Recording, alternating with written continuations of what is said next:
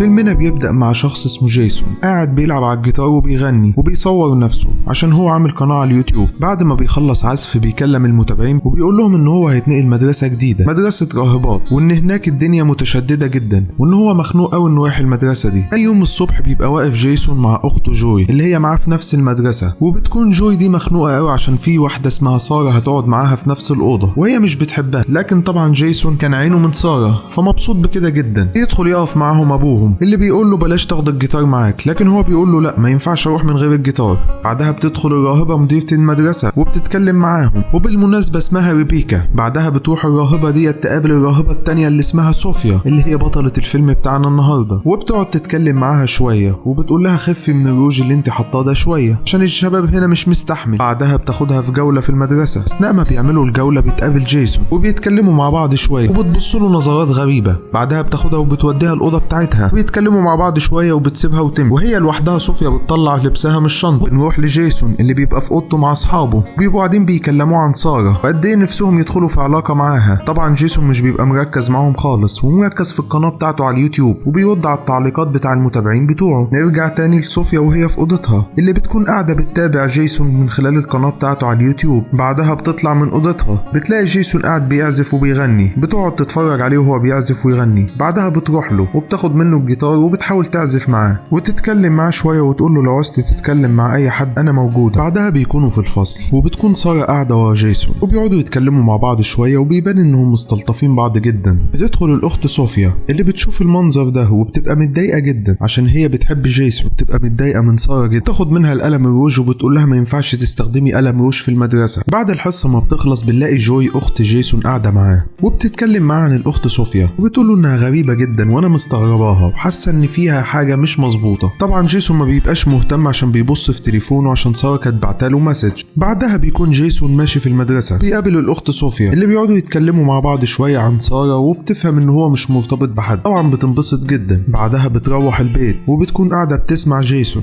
وماسكة قلم الروج اللي واخداه من سارة، ومرة واحدة بتروح مكسرة قلم الروج ما نفهمش ليه. تاني يوم الصبح وهم في المدرسة بنلاقي سارة ماشية مع جيسون تتكلم معاه انها مش طايقة الاخت صوفيا وبتقرب منه شوية وبتبوسه. في نفس الوقت ده الاخت صوفيا بتشوفهم وبتجيلهم وبتمسك سارة تشدها شدة محترمة وبتقول لها ابعدي عن جيسون تمام. بعدها بتخليها تروح فصلها. لما بيرجعوا فصلهم وبيخلص الشرح الاخت صوفيا بتنادي على جيسون وبتقول له عايزاك دقيقة وبتطلب منه انه يجي لها الاوضة بتاعتها عشان عايزة تتكلم معاه. تروح الاوضة بتاعتها الاخت صوفيا وبتبتدي تستعد وبتعمل خطة صغننة شوية. المهم جيسون بيروح عشان يشوفها في الاوضة وبيدخل يخبط كده، هي بتكون فاتحة الباب شوية مواجباه يعني وبتكون قلعة قطمها وبتحط كريم. الحقيقة انا ما قدرتش اجيب الصورة. المهم انها بتبقى قصدا انها توري ده لجيسون اللي بيقف يتن. بعدها بياخد بعضه ويتكل على الله. طبعا جيسون لما روح ينام مش عارف ينام خالص والخيالات مبهدله. تاني يوم في المدرسه صوفيا بتبقى واقفه مع جيسون وبتقول له ما جيتش ليه؟ ده انا كنت مستنياك. هو طبعا بيتلجلج في الكلام وبيقول لها معلش كان عندي ظروف.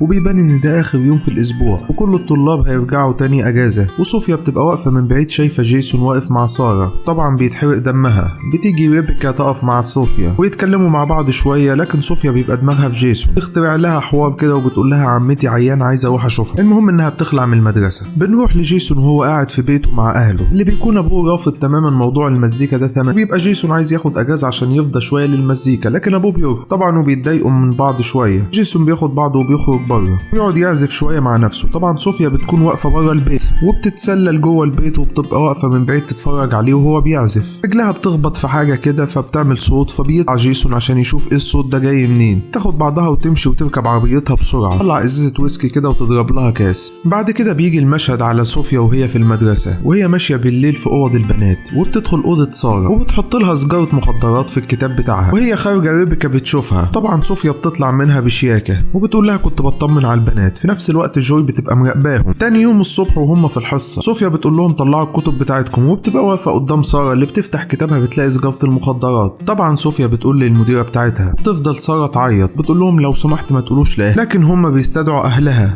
وفعلا اهلها بياخدوها وبتبعد عن المدرسه. وبكده صوفيا تكون نجحت انها بعدت ساره عن جيسون، وبتطلب من المديره بتاعتها انهم يفتشوا المدرسه كلها. وبيفتشوا المدرسه كلها عشان يشوفوا لو حد تاني عنده مخدرات، وبيلاقوا في اوضه جيسون ازازه خمره بتكون حطها له برضه صوفيا. طبعا المديره بتاعته بتبقى عايزه تبلغ والده، لكن صوفيا بتتدخل وبتقول له لو بلغتي والده ممكن يموته. انا بقترح ان هو يكمل بس ما ينزلش اجازه الاسبوع ده ويقعد في المدرسه ينظفها. طبعا جيسون بيوافق والمديره بتوافق. بعدها الفيلم بيحكي لنا ان صوفيا دي مش راهبه ولا حاجه، دي واحده من الفانز بتوع جيسون ومعجبه بيه جدا وبتحبه جدا، وانتحلت شخصيه الراهبه اللي كانت المفروض تتنقل للمدرسه دي، قابلتها وقتلتها ودفنتها كمان عشان تنتحل شخصيتها وتيجي المدرسه مكانها. بعدها جيسون بيبقى ماشي مع اخته جوي اللي بتقول له ان انا هفضل معاك الاجازه دي ومش هنزلها، وهفضل معاك في المدرسه عشان اخلي بالي منك. بعدها بيكون جيسون قاعد بينظف في المدرسه وبيزرع شويه ورد كده عشان العقاب اللي كان عليه، وبتدخل الاخت صوفيا وتقول له ممكن اساعدك، فبيقول لها تمام تعالي، وبتبتدي تفتح زراير القميص وتغويه. بيجي الليل بتبقى الاخت صوفيا مش قادره الحقيقه، فبتقرر انها تروح الاوضه لجيسون، فبتدخل الاوضه عليه وتحط موبايلها عشان تصور كل اللي هيحصل، وبتبتدي تتحرش بجيسون اللي بيقول لها لا مش هينفع اعمل اي حاجه، لكن في الاخر بيستسلم. تاني يوم بنلاقي جيسون قلقان وخايف، وبتنادي عليه صوفيا وبتقف معاه وبتقول له ما تخافش من حاجه، مفيش اي حاجه حصلت والدنيا تمام، انت اكيد انبسطت امبارح قوي. بتروح صوفيا الاوضه بتاع جيسون وبتقعد تشم في هدومه،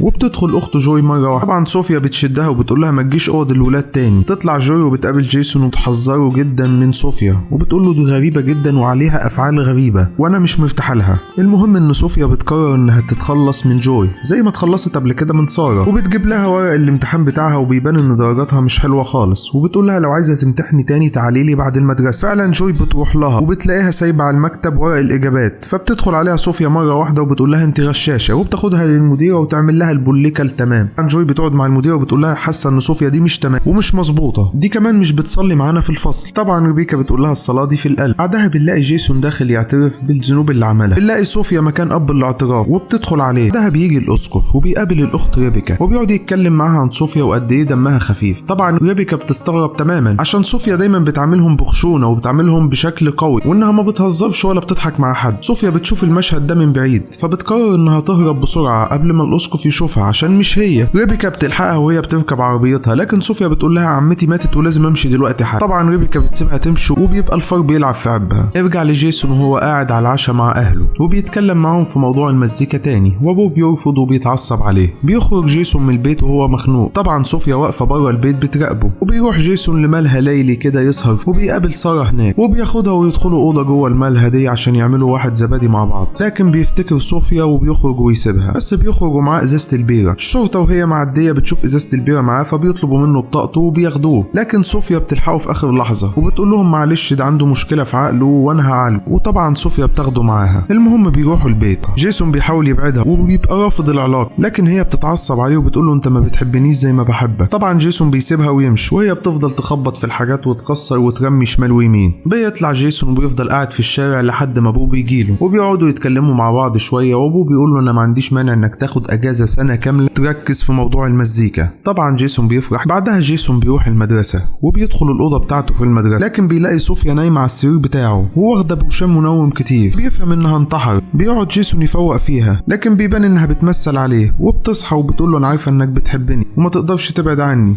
هو طبعا بيتعصب عليها وبيبقى عايز يطردها من الاوضه، لكن هي بتقول له انا مش هبعد عنك. بيقول له الفيديو بتاعهم وبتقول له لو اتكلمت هفضحك قدام المتابعين بتوعك كلهم. جيسون بيخرج ويكلم اخته وبيقول لها ان انا متورط مع صوفيا توريطه كبيره جدا، المهم انك دلوقتي ما تجيبيش سيرتها في اي حاجه. بعدها بتبقى صوفيا في الفصل بتاعها وبتدخل عليها ريبيكا ومعاها ساره اللي اول ما بتشوفها صوفيا بتتعصب وبتطلع بره تكلم ريبيكا وبتقول لها ازاي رجعت تاني، فبتقول لها مالكيش فيه ويا ريت تبقى تصلي مع الطلبه. بعد الحصه ما بتخلص صوفيا بتبقى واقفه مع جيسون بتقول له عشان خاطر ابعد عن ساره. طبعا جيسون بيبص لها ويسيبها ويمشي، وبتبقى واقفه شايفاه وهو واقف يتكلم مع ساره. بالليل بيبقى قاعد جيسون بيغني للطلبه، وفي نفس الوقت بتكون صوفيا في الأوضة عمالة تكسر وتخبط في كل حاجة ومنهارة تمام. بعدها بتروح صوفيا لسارة وهي بتستحمى وبتقتل. تدخل جوي عشان تطمن على سارة لكن بتلاقيها مقتولة. المهم الشرطة بتيجي وبتاخد جثة. تاني يوم بيبقى جيسون واقف مع صوفيا يقول لها انت ليك علاقة بقتل سارة، فبتقول له لا طبعا انا ما عملتش كده، دي حادثة، انت شايفني قتال قتلة. وبتقول له ارجع لي والا هفضحك بالفيديو اللي معايا. وده بيبقى اخر يوم في الاسبوع، كل الطلاب هيرجعوا بيوتهم تاني الاجازة بتاعتهم. طبعا صوفيا بتقف مع ريبيكا تاني وبتقول لها عمتي ولا خالتي معرفش مين اللي مات. المهم انها بتخلع منها وريبيكا بتبقى شاكه فيه. بتروح لمكان كده بيتعشى فيه جيسون هو واهله وبتدخل عليهم وتتعرف عليهم وتقعد معاهم كمان. هي بتتعشى بتعمل حاجات غريبه من تحت الترابيزه مع جيسون. في نفس الوقت ريبيكا بتكون بتتطقص على صوفيا وبتعرف ان مفيش حد مات لها ولا اي حاجه وانها بتكذب عليها. في نفس الوقت بيكون جيسون قاعد مع جوي اخته وبيعترف لها بكل حاجه حصلت بينه وبين صوفيا، وبيقعدوا يفكروا هيعملوا ايه. وجيسون بيقول لها ان بتفيد كل المعلومات ديت وكل حاجة على اللابتوب بتاعها اللي في اوضتها. بيروحوا المدرسة تاني وبيدخلوا الأوضة بتاعتها وبيطلعوا اللابتوب بتاعها. نفس الوقت ده بتكون صوفيا مع ريبيكا، وريبيكا بتواجهها بكدبها وبتبقى عايزة تبلغ عنها الأسقف، لكن صوفيا بتمسك حاجة وتضربها على راسها. في نفس الوقت ده بيكون جيسون واخته وصلوا لكل المعلومات عن صوفيا، انها انتحلت شخصية راهبة تانية وجات المدرسة. طبعا بيروحوا لأوضة ريبيكا ويخبطوا على الأوضة، بتكون صوفيا جوه وما بتفتح لهمش. بعدها بتخرج صوفيا وتقابلهم بره وبيقولوا لها ان احنا كشفناكي وعرفنا عنك كل حاجة. طبعا بتتعصب جدا صوفيا وبتضرب جوي وبتضرب كمان جيسون، وقبل ما هتقتلهم بتيجي من ورا الأخت ريبيكا وبتضربها على ظهرها. طبعا صوفيا شديدة قوي فبتلف وتروح ماسكة ريبيكا وهتبقى هتموتها، لكن بيدخل جيسون ويطعنها في ظهرها ويقتلها، وبكده يكون مات البطل بتاعنا النهارده. وبندخل على آخر مشهد في الفيلم وهم متخرجين من المدرسة، وبكده يكون خلص فيلمنا النهارده. ما تنساش لايك واشتراك عشان يوصلك كل جديد.